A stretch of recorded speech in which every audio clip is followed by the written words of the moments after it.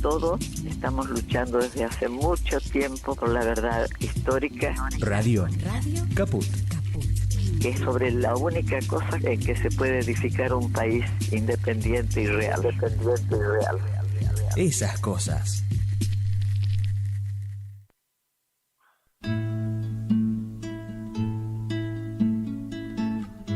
Este programa forma parte de la red de programas de radio Vamos a Andar. Red de programas de radio populares, alternativos y comunitarios. La propuesta de un colectivo por una comunicación popular.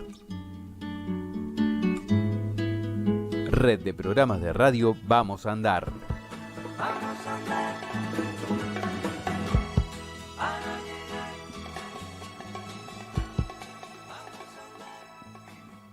Y nos vienen a dar lecciones de república. ¿Qué república era aquella? República de Morondanga era.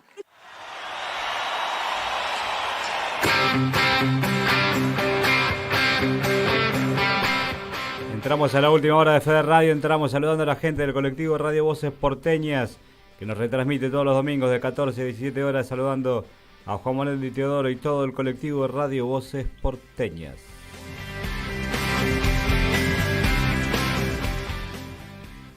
Y entramos también con otra nota, con otra entrevista, esta vez con un amigo de la casa, un hombre que hace 819 programas que hace Detrás de los Muros, un programa que tiene que ver con la diáspora palestina en la Argentina.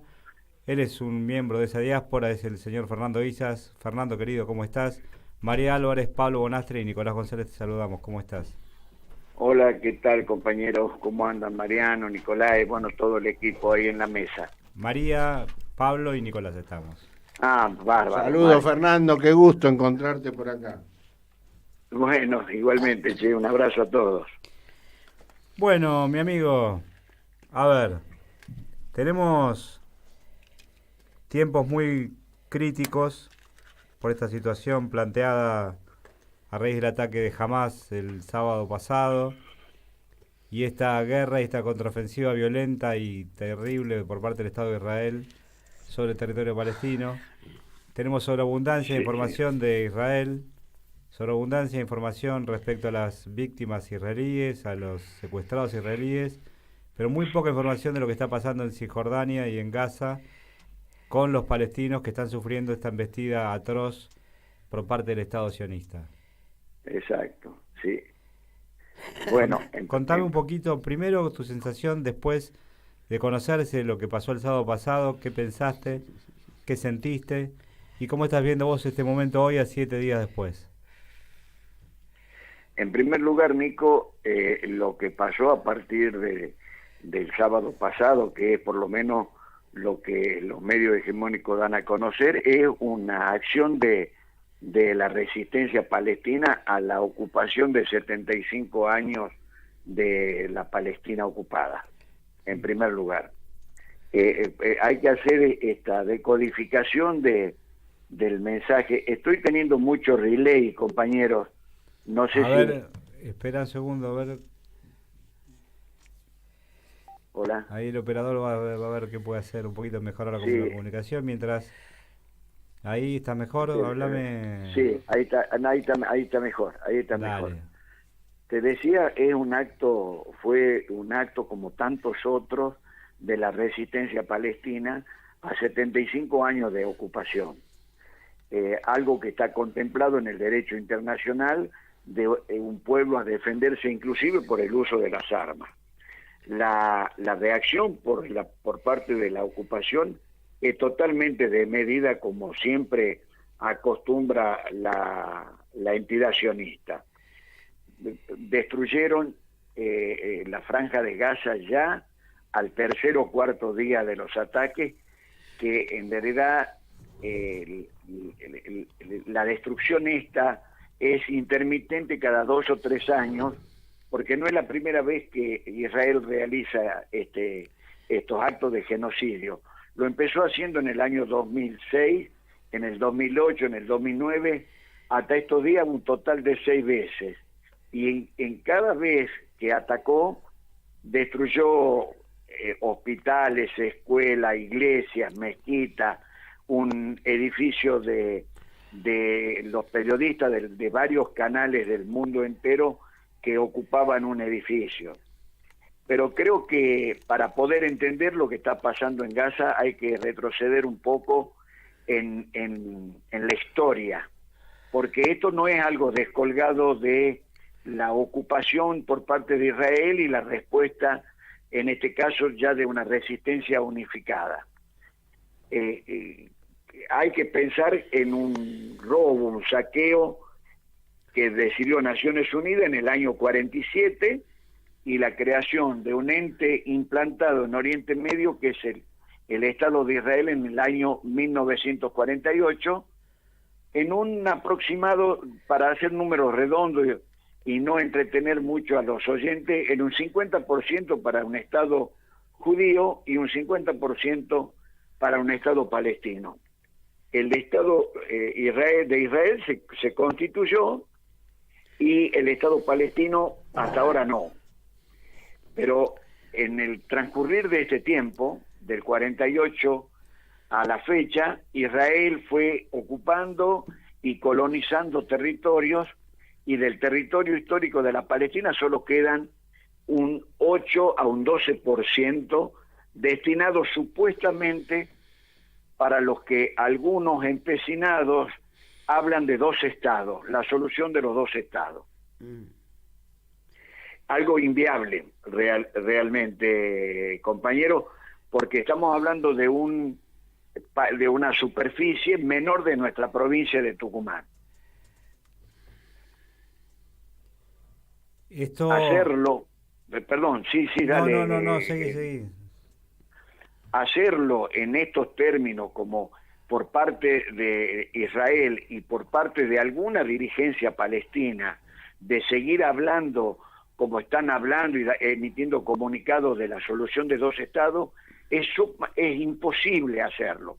Primero, por la poca densidad de kilómetros cuadrados, y en segundo lugar, porque para esa creación Israel no permite el retorno de los refugiados palestinos, que son entre 7,5 y 10 millones dispersos en todo el mundo y que conforman la diáspora palestina. ¿Se va entendiendo hasta ahí? Sí, se va entendiendo. Parte del conflicto. En el medio, la estrategia de la ocupación para terminar expulsando al pueblo palestino de su territorio original, en un claro ejemplo de limpieza étnica y de genocidio. El proyecto que está dando vuelta era que Israel ahora, aprovechando este ataque, expulse a todos los palestinos de la Franja de Gaza al desierto de Sinaí y pedía la colaboración de Egipto, que es el país frontera en el sur de Palestina y que está gobernado por una dictadura que derrocó a un gobierno democrático. Por supuesto, dijeron que no y quedaron en la expectativa de que sea el accionar de Israel, porque seguramente iban a intervenir en ayuda al pueblo palestino. Esto en principio es un bosquejo, Nico, del cuadro de situación. Hay otros intereses dando vuelta que muchos analistas no pueden, o por lo menos yo creo esto, no pueden verlo con mayor claridad, que es los recursos de gas y de petróleo que hay en la Franja de Gaza y en ciertos sectores de la Palestina ocupada en la zona de Cisjordania. Y por otro lado, siempre Israel, en este tipo de lo que ellos llaman ataques preventivos o de castigo colectivo, es el tiro por elevación a un actor importante en Medio Oriente, para muchos, que es la República Islámica de Irán. el tiro por elevación siempre es el destinatario Irán. Yo creo que de alguna manera están asusando para que Irán entre en el conflicto de manera activa, y eso sería, creo que, el corolario de la tercera guerra, algo que está, para mi entender, está iniciado ya en otros términos que conocemos de la Primera y Segunda Guerra Mundial, ¿no? Un par de cosas, Fernando. Primero, ¿viste cómo se cuidan los medios hegemónicos de comunicación de hablar de la guerra contra Hamás? Cuando en realidad están operando sobre todo el pueblo palestino, no es una cuestión de ejército de Hamás contra el Estado de Israel, sino que hay una ocupación ilegal, como vos venís hablando, hace 75 años, que además implica una guerra constante contra el pueblo palestino y un bloqueo constante contra el pueblo palestino, que impide un desarrollo de un Estado palestino lógico y razonable que contenga a toda la diáspora. Eso por un lado. Por otro lado, quiero que nos expliques un poquito cómo es la relación OLP-Hamás, porque salieron a diferenciarse en estos días dirigentes de la OLP Argentina. Claro. Quiero que nos cuentes un poquito eso. Y después, bueno, esto que decías vos recién de Irán, están queriendo meter al Hezbollah como parte de esta guerra, como para justificar la intervención sobre Irán, ¿no? Bueno, en realidad, Nicolás, el Hezbollah en el sur del Líbano es el fiel reflejo y el calco de lo que es Hamás en la Franja de Gaza.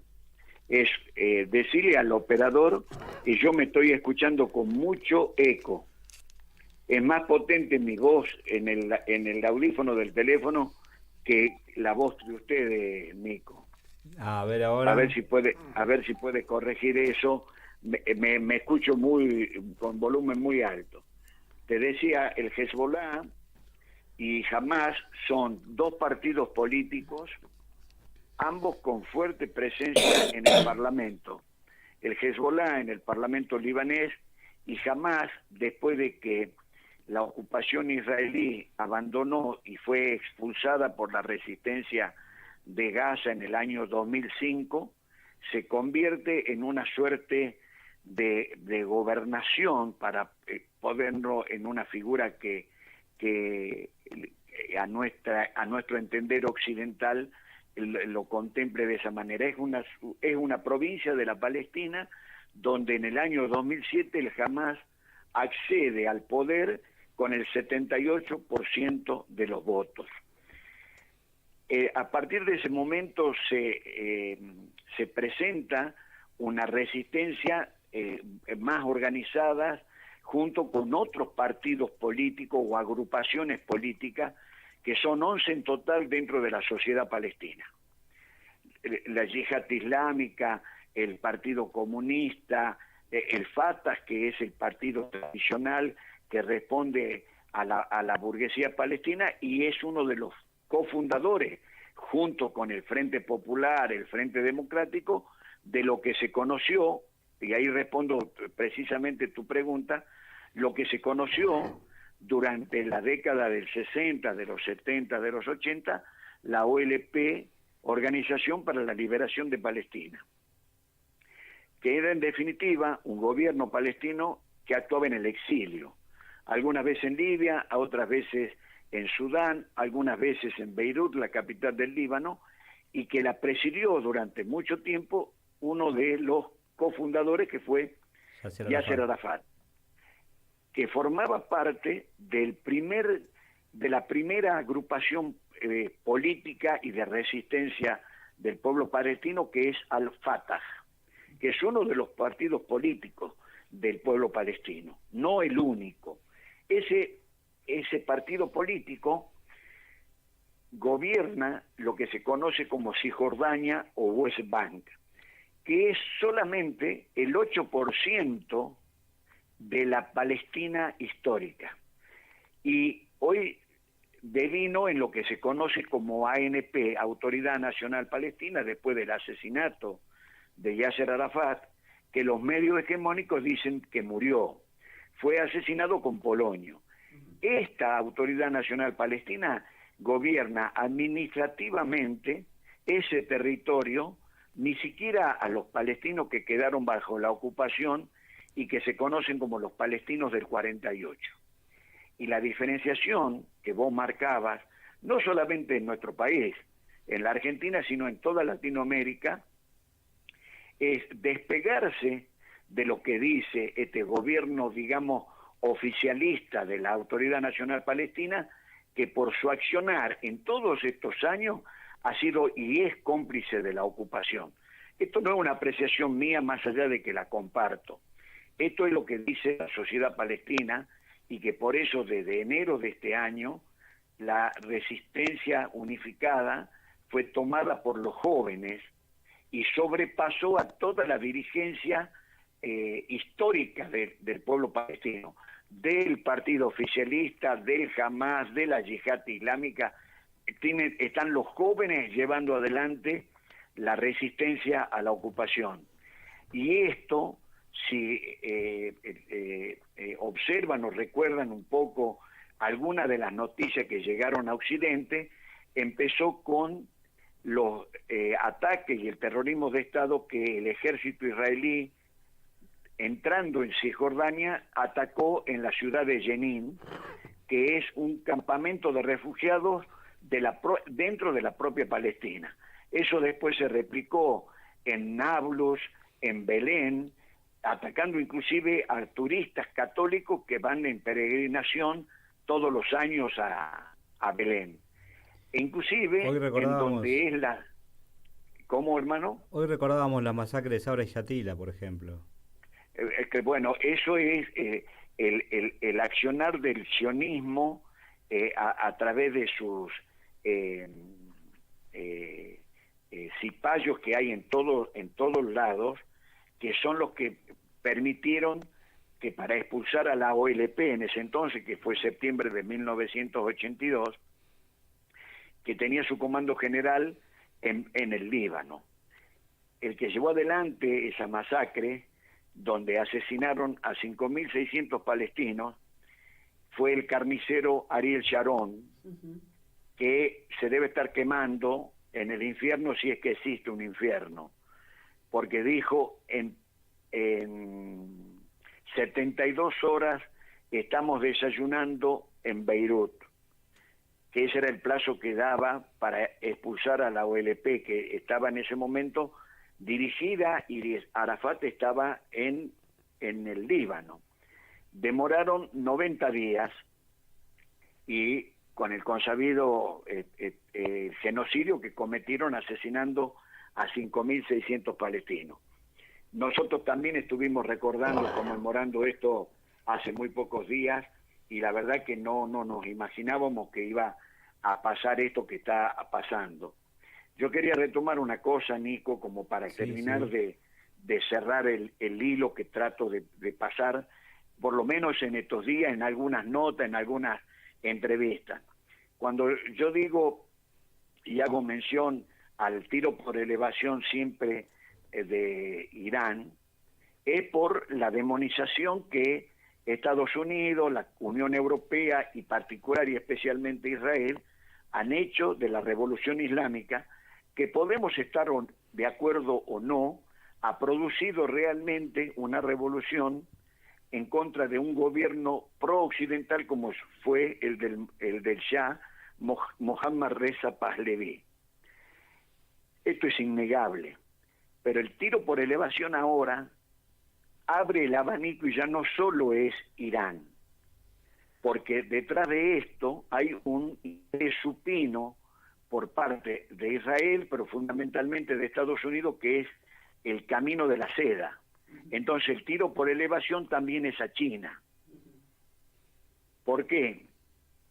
Porque parte de Palestina, de Siria, especialmente el norte de Siria, por donde ingresan el terrorismo internacional de 78, una suerte de OTAN de 78 países con mercenarios en el norte de Siria, rapiñando el gas y el petróleo, pero fundamentalmente el interés porque es parte del camino de la seda.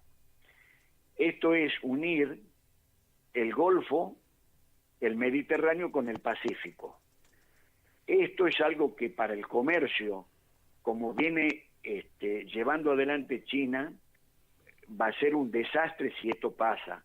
Entonces, ya no solo Estados Unidos y todos sus partícipes necesarios, que como la Unión Europea, van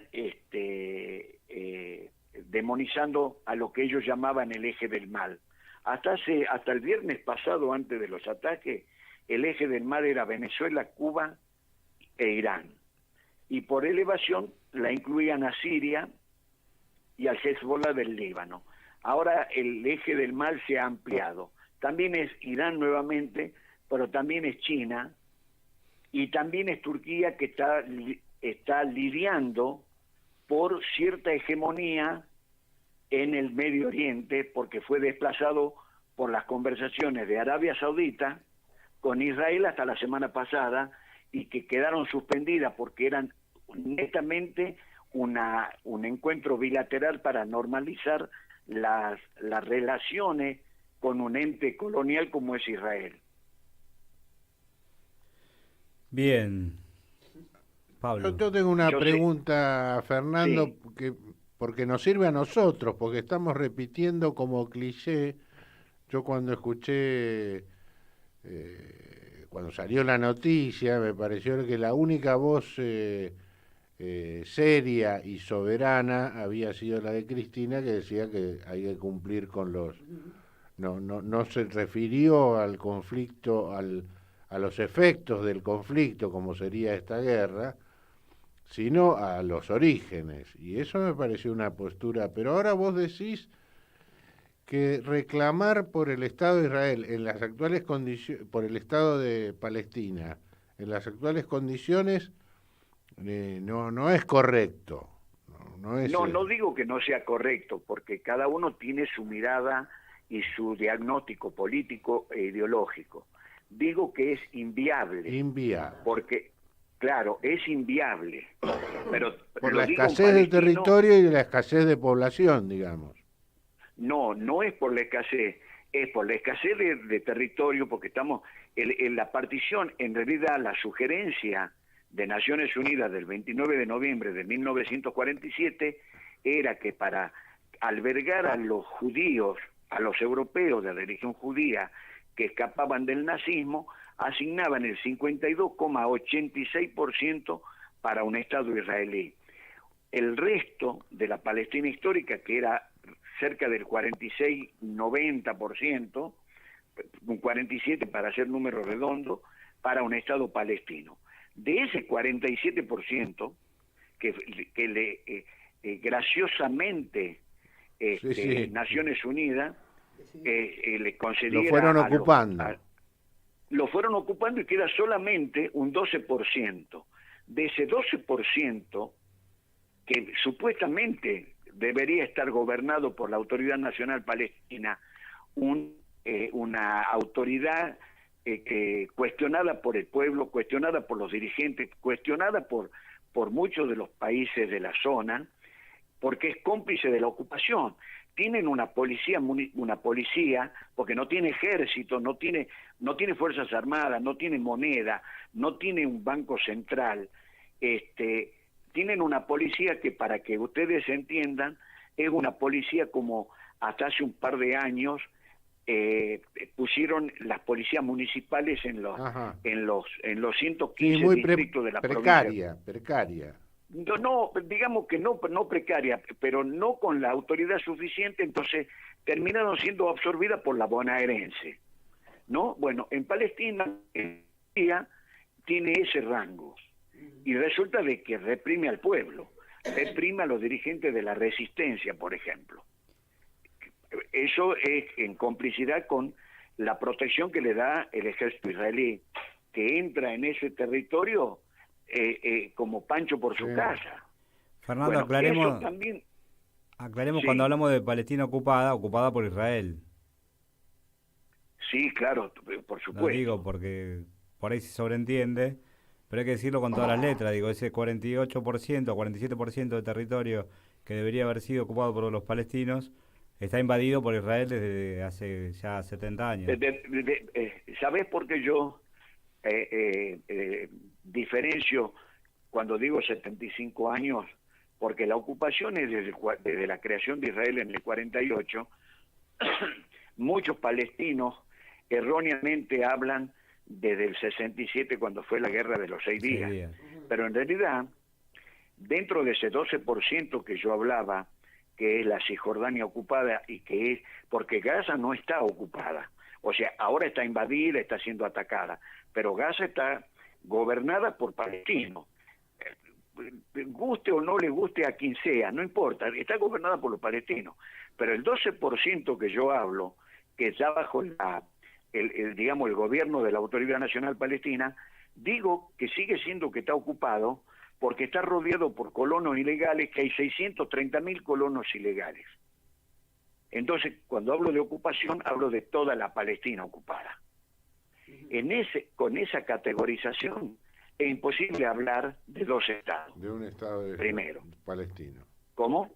De un estado palestino, serio, digamos. De un estado palestino, como ocurría antes del 48, donde convivían todos los palestinos, judíos, musulmanes, cristianos, ortodoxos y no sé cuántas iglesias más que hay dentro de la ciudad de Jerusalén. Dentro de la Palestina, digo, como una metáfora, la ciudad de Jerusalén, porque, bueno, está categorizada como la cuna de todas las religiones monoteístas, al menos. Yo creo que hay que diferenciar, esto forma parte del terrorismo mediático. Seguro, ganan batallas ahí, en este lado. Exactamente. Claro, yo por ejemplo no le hice la primera observación a Nicolás cuando empezamos la nota, cuando él dijo los ataques de Hamás, como si fuese un acto terrorista. No digo que fue la intención de Nicolás, sino que no el sionismo logró, que limita la comprensión del conflicto. Claro, pero además porque eso tiene una doble intención, porque formó parte de un proyecto sionista que dio por tierra la resistencia palestina, que era, así como ahora pretenden expulsar a los gazatíes al desierto del Sinaí egipcio, hasta hace 3 años, cuando estaba el yerno de Donald Trump queriendo instalar y poniendo $50.000 millones, era expulsar a todos los palestinos de Cisjordania y a los que quisieran dejar los territorios del 48, que es lo que se conoce como Israel, y expulsarlo a la franja de Gaza, como la mayoría de los palestinos que están refugiados en Gaza, para convertir Gazastán, lo que ellos llamaban despectivamente Gazastán. Como eso no dio resultado, porque la sociedad palestina se opuso, y Jared Kasher, que es el yerno de Donald Trump, con el proyecto que tenía, lo sacaron carpiendo. Entonces reflotaron la idea a la inversa. Vamos a sacar Gaza y vamos a expulsar los gazatíes a Sinaí primero. Exactamente. Un desierto que ya, porque convengamos, el Sinaí es un desierto que donde no crece un cactus Nada. Bueno, expulsar los gazatíes al Sinaí y por ende los palestinos de Cisjordania en un tiempo más temprano que tarde, de Cisjordania a Gaza, y liberaron lo que ellos llaman Samaria y Judea en lugar de Palestina. Entonces, parte del terrorismo mediático es hablar de los ataques y de la resistencia de Hamás, en lugar de hablar de la resistencia del pueblo palestino. Bueno, en estos términos hay muchos palestinos que hablan así. Los palestinos que yo y muchos de la diáspora pensamos que son los palestinos del oficialismo. Por eso te decía el trabajo que hacen tan finamente los medios hegemónicos de insistir con esta guerra a Israel jamás. Claro, porque son funcionales a veces por acción y otras veces por omisión, por desconocimiento, de la bajada de línea del sionismo. Yo no voy a dar nombres porque no viene al caso. Ya sabemos quiénes son los medios hegemónicos, sabemos que los pocos medios amigos y los periodistas amigos que podemos encuadrarlos dentro de lo nacional y popular. Bueno, dentro de otro grupo, escuchar las noticias. Se te está yendo la... terror. Espera un poquito porque Sí. tuvimos problemitas los últimos minutos. La conexión, háblame, a ver. Decía Ahora que muchos de estos periodistas y de los pocos medios que podemos considerar amigos, fue horroroso escuchar cómo interpretaban el conflicto, cómo diagnosticaban y cómo categorizaban. Y se supone que son periodistas, comunicadores o medios nacionales y populares que se supone que están con los pueblos que luchan por su independencia y por su autodeterminación. La bajada de línea, la presión o como quieras llamarle, es descomunal, pero todo fundamentado en la falacia del relato. Nadie decodifica el origen del problema. Nadie habla de una ocupación increyendo durante 75 años, profundizada después de la guerra del 67. Bueno, pero así funciona el solamente... poder en todos los rubros. Ellos dan por sentado que lo que es lo correcto. Y toda rebeldía a lo que es terrorismo, es subversión, así entiende el poder el tema de la distribución de justicia. Y así funciona, está bien. perdóname, y así funcionan también la impronta verbal del poder hegemónico cuando dicen, por ejemplo, que es una guerra contra animales. Claro, por supuesto.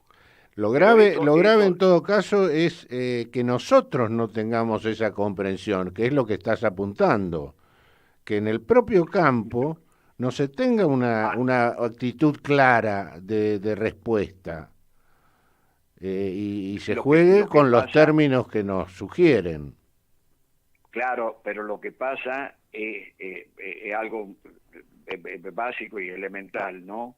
Es tanta la cooptación de los medios del poder en los medios hegemónicos que se hace muy difícil, si no hay una comunicación popular, en romper ese cerco, ¿no? Por eso es que facilitaron de alguna manera, porque hoy la censura está aceptada. Sí, a full. Por eso es que vino bien el tema de las redes. Vos sabés que comparo esto de esta posibilidad de las redes, inclusive con toda la censura que hay, que uno de alguna manera en estos tiempos hemos logrado romper cierto cerco informático, y lo relaciono con algo que pasó cuando fue la tormenta del desierto. ¿Te acuerdas que era una guerra televisada? Sí. Que no se veía? Bueno, se veían los fuegos artificiales. Sí, en el 91. ¿no? Sí. Exacto, pero resulta de que en el 2002, en el 2006, cuando también vuelven a atacar la Franja de Gaza, hubo un partido político que además es una resistencia armada y cumple el rol del Ejército Nacional Libanés, que rompió ese cerco con algo que el propio poder inventó, que es la tecnología. Ajá, los celulares. Rechazaron la ocupación del sur del Líbano con fotos y confirmaciones de un aparatito que cabía en el bolsillo de la camisa. Ahí se pudo romper y quedó demostrado de que se podía, de alguna manera, muy limitada seguramente, comparado con el poder mediático que tiene el imperio, romper con la comunicación falaz del propio imperio. Y cuando yo hago hincapié, y justo ustedes disculpen porque por ahí el el tema abre aristas, va abriendo aristas. Claro, ese es un tema. Bueno, cuando yo hice mención recién al Camino de la Seda, que por ahí para el que no está con cierto entrenamiento y no conoce cierta historia, o por lo menos algunos acontecimientos de la historia, se hace difícil comprender de qué está hablando este hombre del camino de la historia. Esto es muy sencillo, porque donde en el campo dicen, cuando rapa un poquito la olla enseguida se nota, ¿no? Vos entras a rascar un poquito y descubrís que Israel no solamente tiene ocupada la Palestina total. No estás de acuerdo con que sea la Palestina histórica, tiene ocupada la Palestina del 67. Algunos palestinos inclusive compraron este relato y dicen, queremos un Estado volviendo a la frontera del 67. Sí, eso está entre nosotros, decimos eso.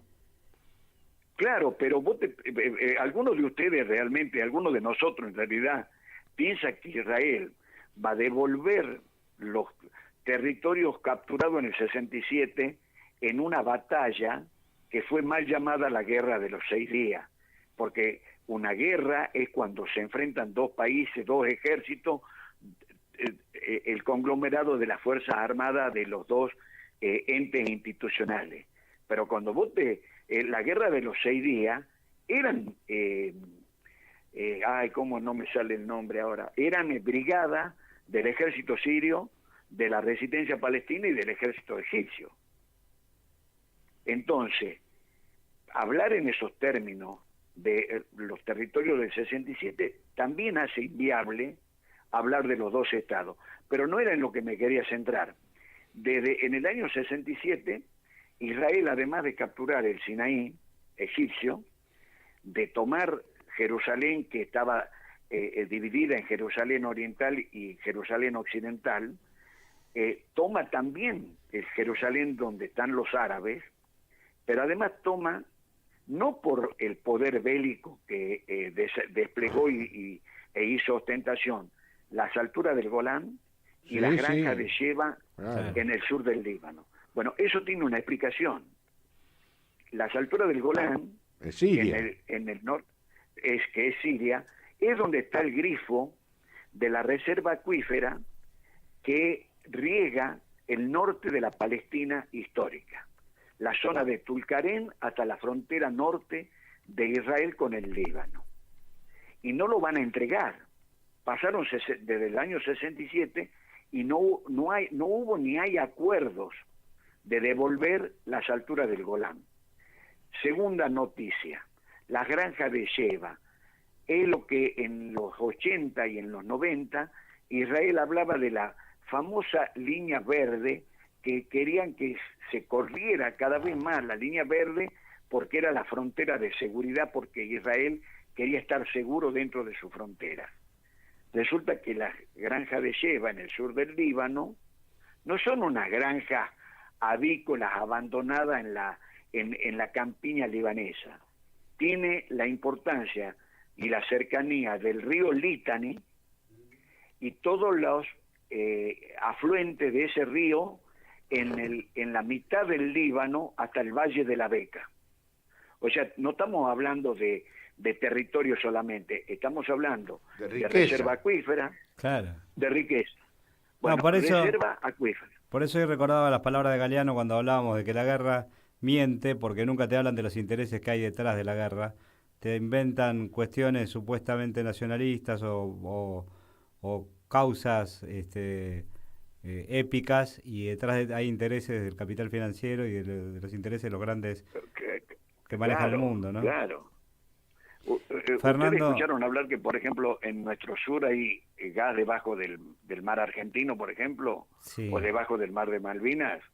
Bueno, en la Franja de Gaza, un pescador palestino no puede salir más allá de 1 milla náutica, porque si no es atacado por lanchas israelíes, pero porque ahí está la reserva de gas palestino en la cuenca del Mediterráneo. No es un enclave, como dicen, que mide 40 kilómetros por 15.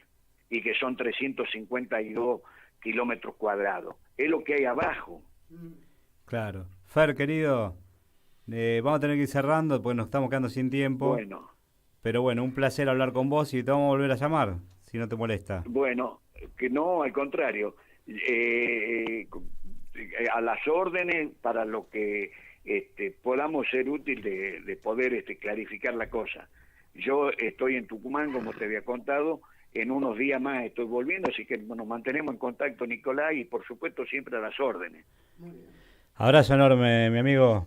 Abrazo. Gracias, Fernando. que saludo ahí a todos los compañeros en el piso. Y a ver cuando hacemos un asadito. Bueno, ya nos vamos a poner de acuerdo con los compas de la red. Dale. Abrazo Un grande. abrazo igualmente, hermano. Chao. Fernando Izas, periodista, comunicador, conductor del programa Detrás de los Muros. No le pasamos el chivo del programa. Sí, pero no sé bien los datos de la radio. Bueno, no importa, después se lo vamos a pedir para la próxima.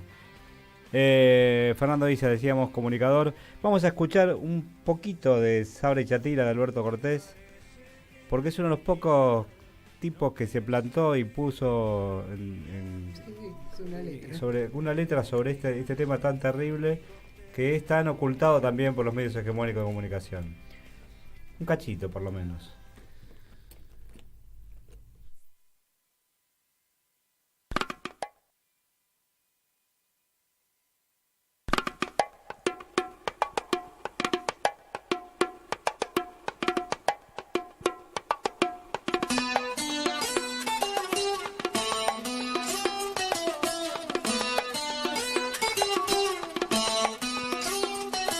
¿Dónde estaba el sol cuando sonaron los ecos desatados de la ira?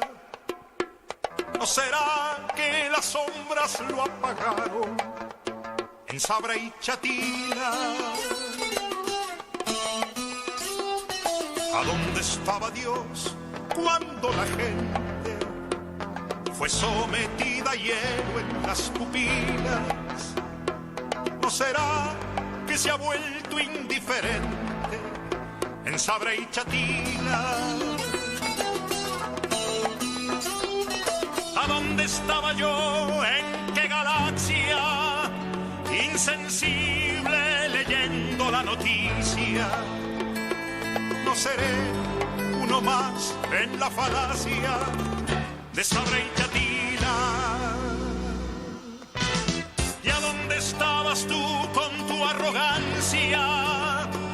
Poderoso señor que en la mochila llevas todo el cadáver de la infancia de Sabra y Chatila.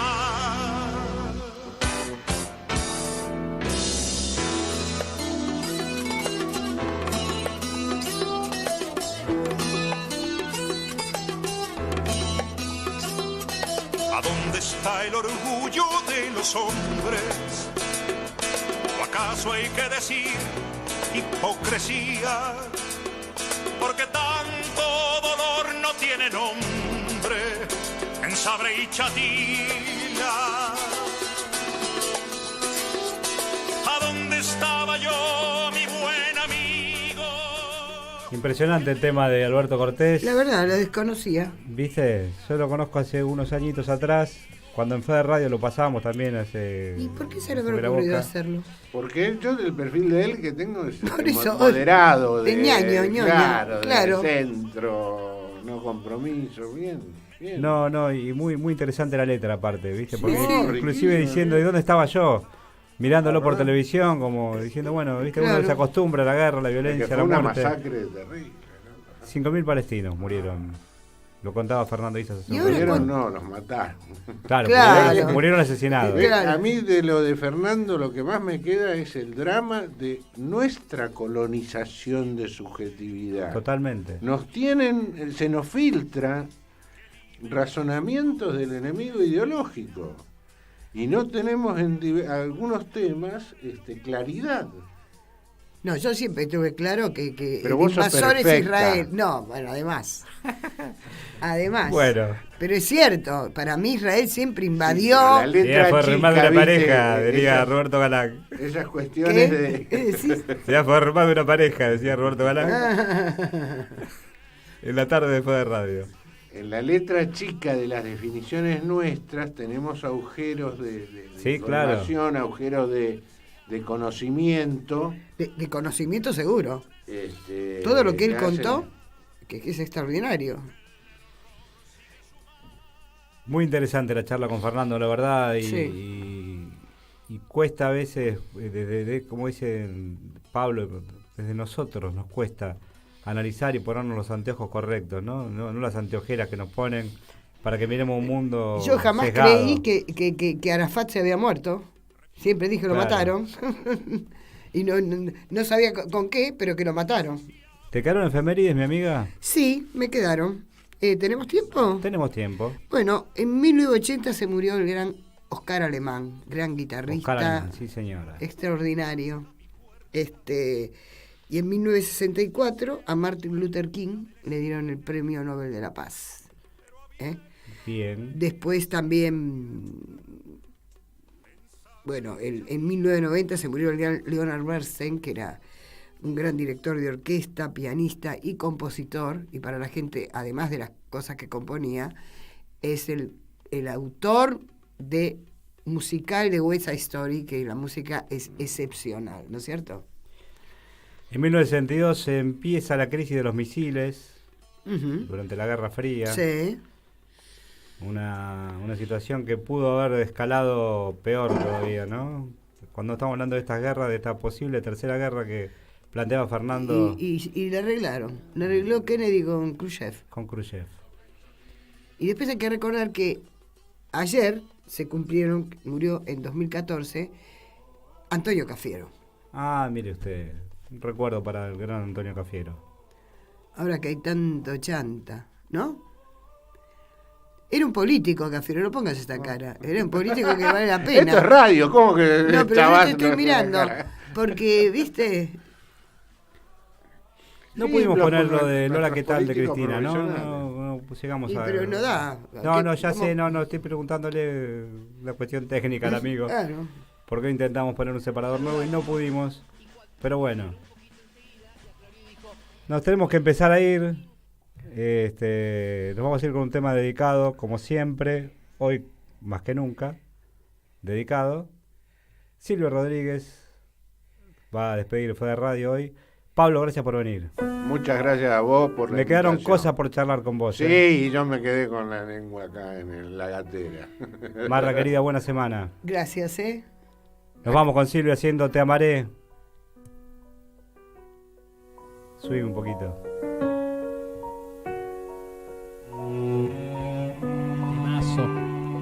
Lindo tema, sí, lindo tema de Silvio Rodríguez. Te amaré y hasta el fin te amaré.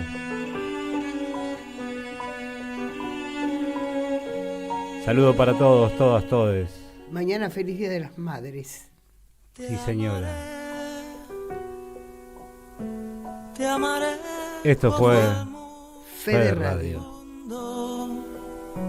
Te amaré aunque tenga final. Te amaré en lo profundo. Te amaré como tengo que amar. Te amaré como pueda. Te amaré aunque no sea la paz. Te amaré lo que queda. Te amaré cuando acabe de amar. Te amaré Si estoy muerto,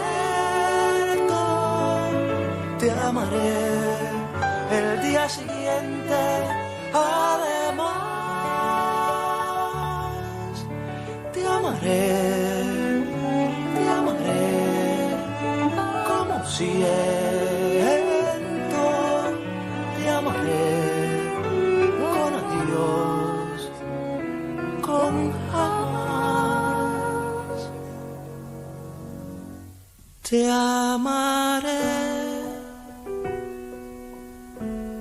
amaré junto al viento. Te amaré como único ser. Te amaré hasta el fin de los tiempos. Te amaré y después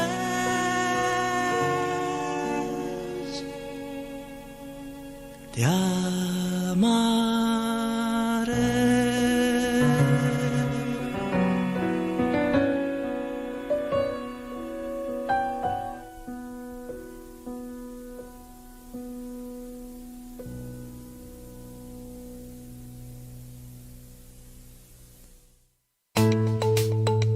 ¿Cómo podemos cuidar a nuestras y nuestros jóvenes? Hagamos un acuerdo entre adultos, que las y los jóvenes no se queden en soledad. Estemos cerca para escuchar y acompañar. Que no se queden sin adultos y adultas para conversar. Promovamos encuentros entre pares